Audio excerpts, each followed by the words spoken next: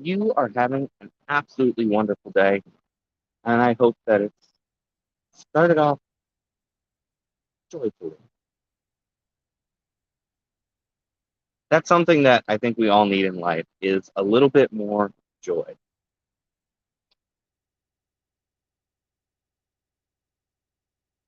We all deserve an extra smile. Quick visual descriptor. I have long brown hair, glasses. I'm wearing a gray shirt, have bracelets on, coffee mug in hand. Behind me is the river, the trees, and the breeze. It's blowing right against me at the moment. We have birds singing and this wonderful water flowing. The river is lovely today. Absolutely lovely. We're starting to get flowers everywhere, which I'm just gonna say that's that's pretty awesome. All these flowers, all this green, all this nature. Oh. Now the water is just high enough that one of the trails is still not accessible, but that's the way things go. I still can get at least here, which is pretty nice. Hopefully, when some more trails open up as the waters come down, I'll be able to get to some of our old familiar spots. Now, I hope you have your coffee, tea, whatever it may be, whatever gets your day going. I got some coffee here. I am a coffee person. Mm, very good. When it comes to joy, joy can be found in all sorts of things. It can be found in all sorts of places in our lives. Joy is important for so many things we do. Now, of course, oh, and of course, morning over there on Twitch. Thank you for being here. Of course, no one can just hand you joy. It's not like it can be wrapped up with a neat little bow and given out as a gift. We can get joy from gifts. We can get joy from spending time with other people. But joy itself, it's something we have to give ourselves.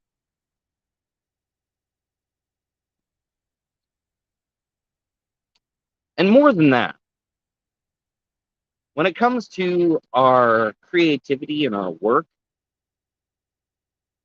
our expressions, it's something else that, again, we're going to have to give ourselves. We're going to have to give ourselves permission to be creative, uh, give ourselves permission to express our joys, and give ourselves permission to express anything else that we might feel.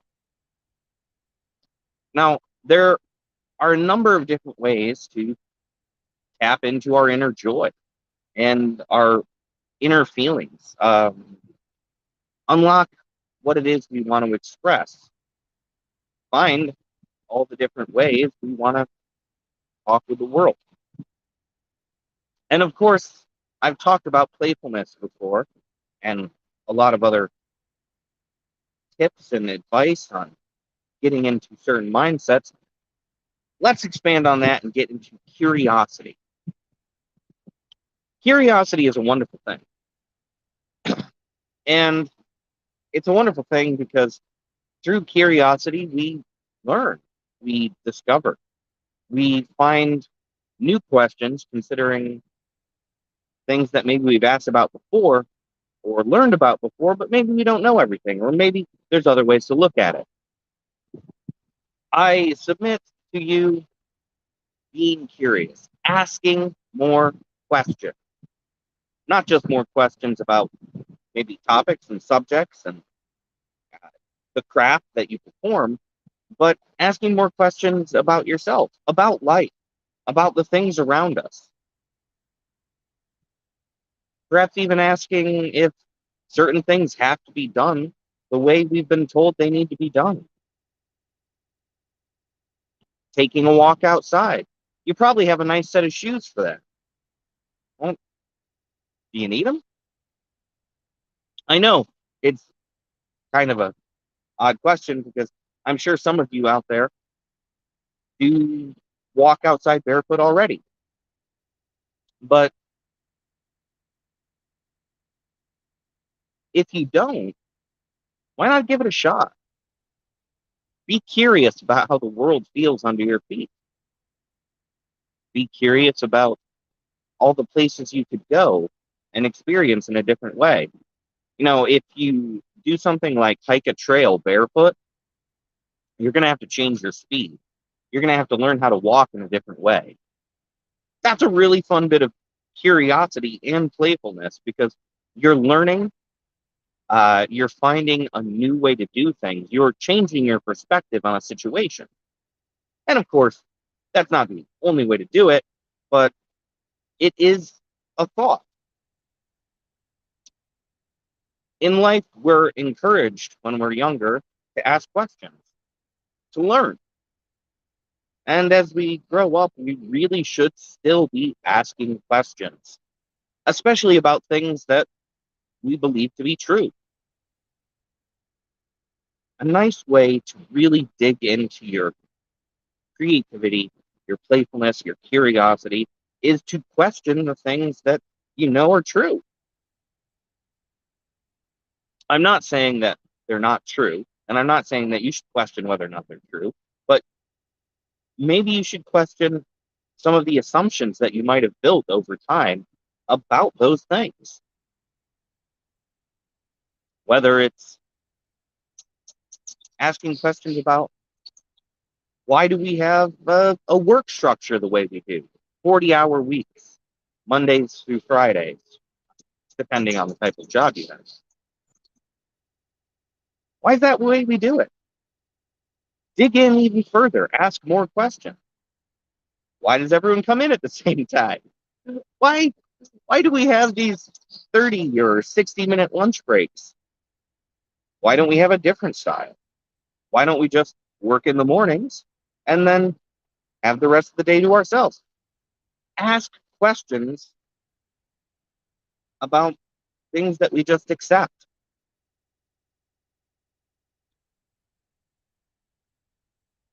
And of course, there's other things you can question. But let's step away from the question just for a second. Curiosity is more than just questioning the world around you. It can be examining the world around you. If you have a garden, you might take for granted the planting process, the digging in the soil, the putting in the plants. Maybe the goal for you is just the beautiful plants at the end or having a beautiful layout. Get curious. Dig in a different way. Is there some other way you could do things? Morning over there on Twitch. So glad you're here. If you engage in an activity for your own joy, or maybe there's an aesthetic quality that when you've achieved that, you find your joy. Maybe question some of the steps, question some of the results, question how you're doing it. Be curious about how you could change the results, how you could change what you're doing. Try different plants. Try a different arrangement. There's a growing movement in the world, grow food, not lawns. And I really like that. I know it's been around for a number of years already, but if you do something like work in a garden or work in your lawn, you want to have really nice space built up, consider that possibility. Grow food, not gardens. And it's still gardening, and it's grow food, not lawns. I misspoke. But consider those possibilities. Question what you're doing, why you're doing it, how you're doing it, and what's the end result you actually want. Is it the practice of doing that brings you joy, or is it the end result that brings you joy? These are just things that we can approach in life to spark our curiosity. There are so many other questions you can ask in life, too. It can be, why do I drive down this particular road to get to this place? I know it's the fastest route, possibly, What if it's not? What if your point A to point B is simply out of convenience or simply because that's the way you know? That's the way you know, so that's the way you go. But what other ways can you get there? And if it's a 5 or a 10-minute drive, can you walk there, bike there? Is there some other way for you to achieve this trip? Curiosity, questioning, learning, looking at how you do things and why you do them that way is incredibly valuable. Each question, each thought about how we act and how we work in the world is going to open up a new realm of possible answers to questions that you've potentially already answered. Or maybe you've never questioned these things. And if you've never questioned it, well, then that means that there's so many possibilities you haven't seen. Now, outside of curiosity, questioning, and kind of looking at the world, you know, if we're going to talk about joy and the way that it can truly affect our creativity, then we're going to need to lean into playfulness. Things like playing games, dancing, singing, stomping in mud puddles. It doesn't matter how old you are. It doesn't matter what level of responsibility you believe should be imparted upon yourself. Anyone can dance in the rain or just enjoy games, crosswords, coloring books. These things are not limited to a specific point in our lives. And anything that truly brings you joy is going to improve the way you feel and the way you interact with the world and your thoughts on what creativity is. Whatever your craft is, get playful. Now, if you are a professional in whatever creative field you're in, take some time, your own time, to practice doing things that you already do in a less structured way or maybe a less serious way. Go ahead and just have fun, whatever that fun could be. Get yourself some building blocks, sit outside, get yourself a blanket, some grass, maybe just get out into the world and nature and see what comes up. Play frisbee for no reason whatsoever other than because maybe it's fun for you. Dig in the dirt, ask questions of the world, and see what's available for you around you. Really dig in to yourself. That's really what I want to say to you today. Be playful, be curious, find your own joy, and acknowledge that you are allowed to have those joys. You're allowed to do those things, and you're allowed to find your own way. At no point in our lives do we have to stick to a single way of doing things or a single way of being or thinking.